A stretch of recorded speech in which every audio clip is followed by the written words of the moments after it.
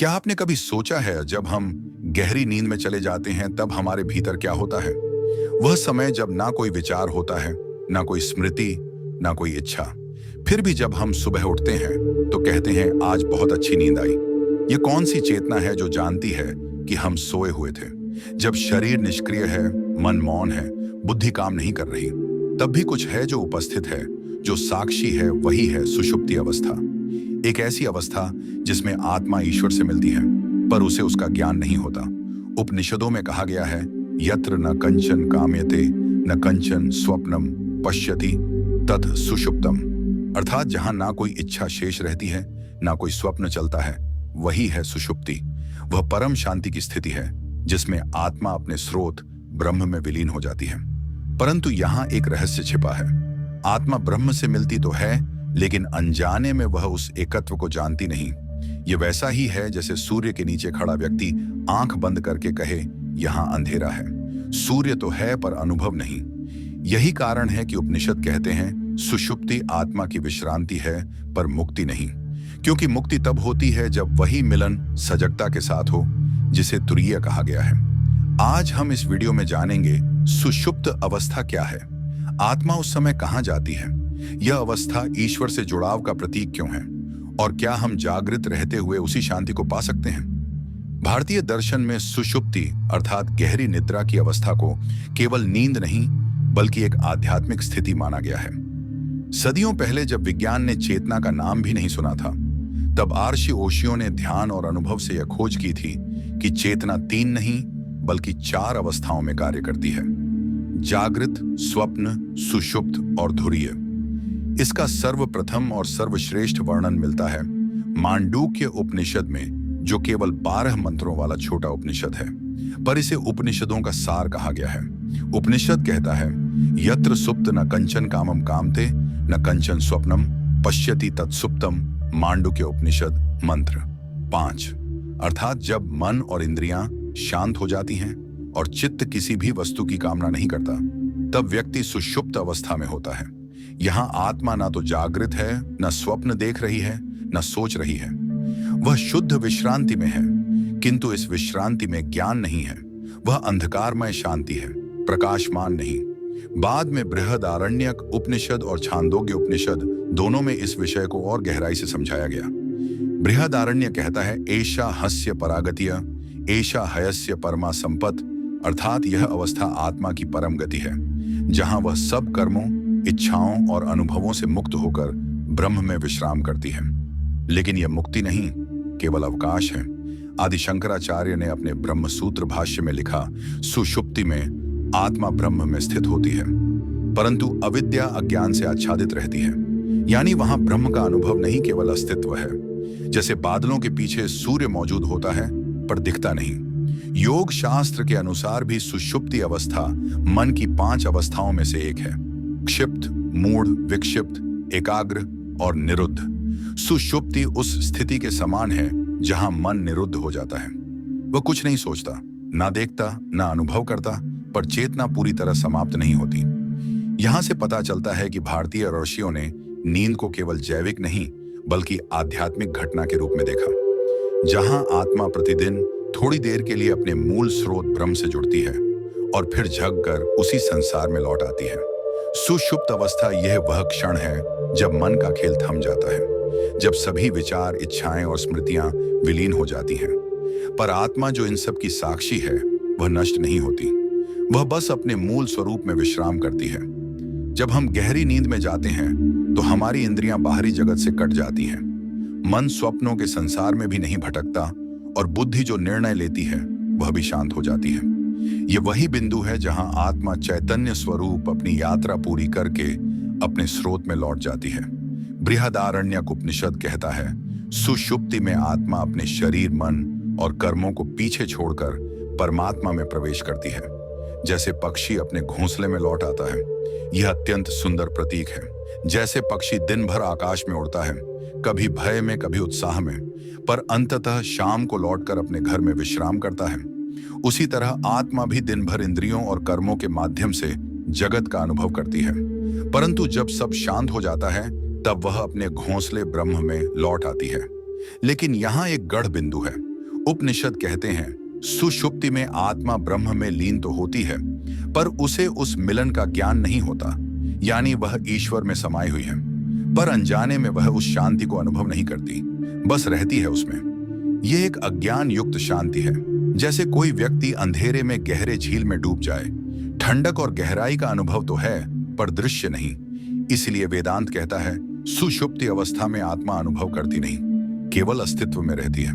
यहाँ दो तत्व हैं, सत अस्तित्व जो बना रहता है, चित्त चेतना जो तात्कालिक रूप से लुप्त लगती है। वास्तव में चेतना लुप्त नहीं होती, पर मन के शांत होने के कारण उसका प्रकाश अनुभवित नहीं होता। इसलिए हम कहते हैं मुझे कुछ पता नहीं चला, पर नींद अच्छी लगी। उपनिषदों के अनुसार यही कुछ न जानना सुषुप्ति की सीमा है।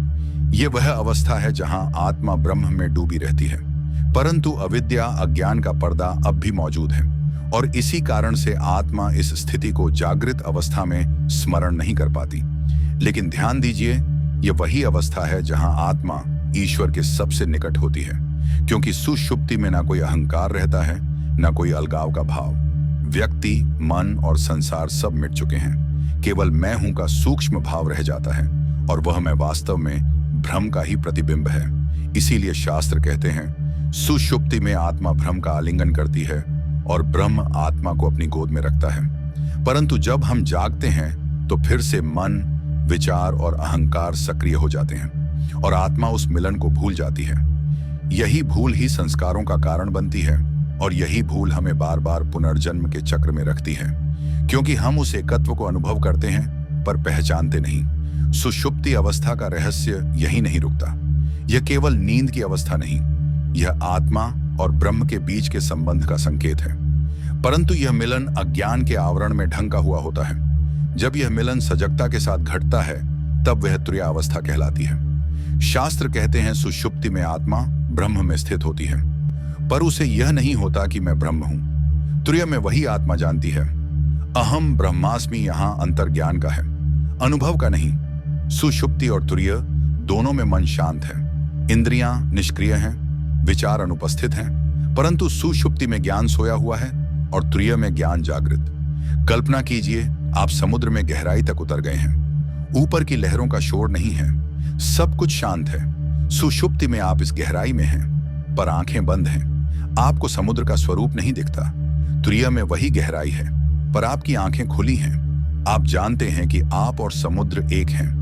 आदि शंकराचार्य ने इस स्थिति को अद्भुत रूप से समझाया है। सुषुप्ति में आत्मा ब्रह्म का सानिध्य पाती है, किंतु अविद्या के कारण उसे आत्मज्ञान नहीं होता। तुरीय वह अवस्था है जहां यह अविद्या विलीन हो जाती है। यही कारण है कि सुषुप्ति आत्मा की विश्रांति है, जबकि तुरीय आत्मा की मुक्ति। अब प्रश्न उठता है, यदि सुषुप्ति में आत्मा ईश्वर से मिलती है, तो क्या यह मिलन स्थायी क्यों नहीं होता? उपनिषद इसका उत्तर देते हैं, अविद्या ही वह पतली दीवार है जो आत्मा और ब्रह्म के बीच खड़ी है। जब हम जागृत अवस्था में लौटते हैं तो मन के संस्कार, स्मृतियां और अहंकार फिर सक्रिय हो जाते हैं। वह दीवार पुनः खड़ी हो जाती है।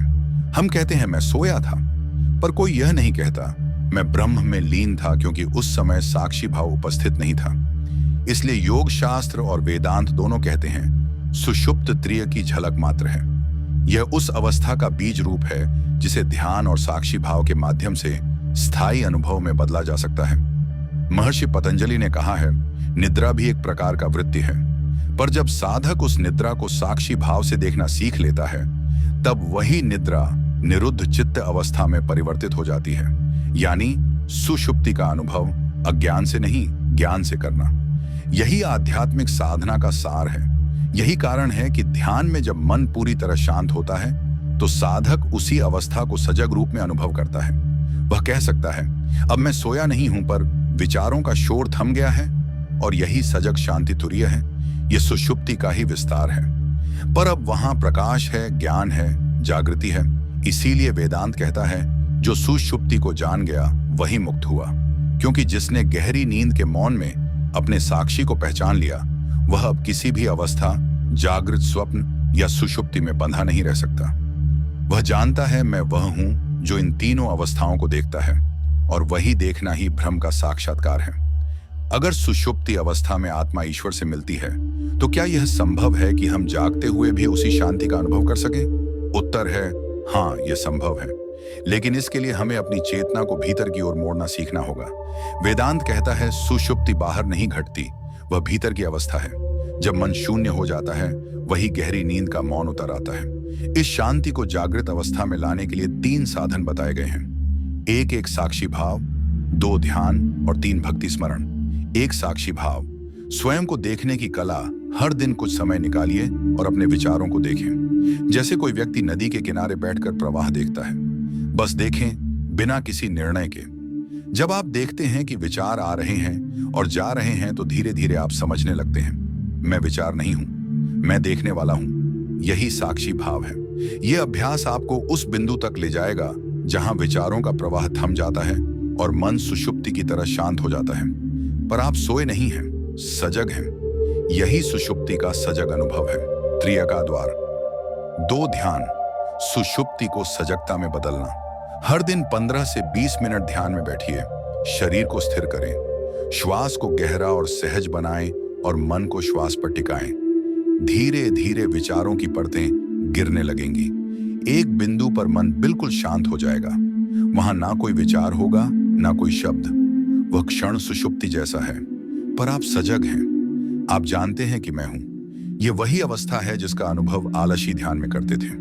वे नींद की अवस्था को नहीं, बल्कि जागृत मौन को साधते थे।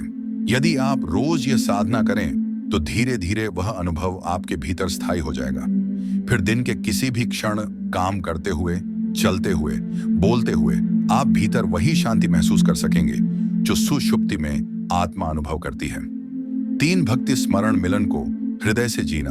भक्ति का अर्थ है मैं अकेला नहीं हूं, मुझ में और ईश्वर में कोई अंतर नहीं। हर बार जब आप नाम स्मरण करते हैं, राम, कृष्ण, शिव, मां, तो आप आत्मा को उसके स्रोत से जोड़ रहे होते हैं। भक्ति वह पुल है जो सुषुप्ति की अनजानी शांति को सजग प्रेम में बदल देता है। जब मन ईश्वर में विलीन होता है, तो वहां भी कोई विचार नहीं रहता, केवल भाव रह जाता है। तुम ही सब कुछ हो। यही भाव धीरे धीरे अहंकार का विसर्जन करता है और आत्मा फिर उसी शांति में ठहरती है। पर अब वह जानती है कि यह शांति ईश्वर की गोद है। दैनिक जीवन में प्रयोग, सोने से पहले 5 मिनट मौन में बैठे, श्वास सुने। सुबह उठते ही एक गहरी सांस लें और मन में कहें, मैं वही शांति हूं जो रात भर विद्यमान थी। दिन भर बार बार खुद से पूछें, कौन देख रहा है? यह प्रश्न आपको साक्षी भाव में ले जाएगा। धीरे धीरे आप पाएंगे कि सुषुप्ति की शांति अब केवल नींद तक सीमित नहीं रही, वह आपके जागृत जीवन में उतर आई है और वही स्थायी शांति मुक्ति की शुरुआत है। सुषुप्ति अवस्था हमें यह सिखाती है कि ईश्वर हमसे दूर नहीं है। हर रात जब हम गहरी नींद में जाते हैं, हम अनजाने में उसी परम शांति में प्रवेश करते हैं जिसे आर्षियों ने ब्रह्म कहा है। हम उस समय कुछ नहीं जानते, ना संसार, ना शरीर, ना अपना नाम। फिर भी मैं हूं यह अस्तित्व बना रहता है। यही मैं हूं आत्मा है और वही आत्मा ईश्वर का अंश है। सुषुप्ति में यह मिलन अज्ञानवश होता है, पर जब यही मिलन सजगता और प्रेम के साथ घटता है, तो वह तुर्य बन जाता है।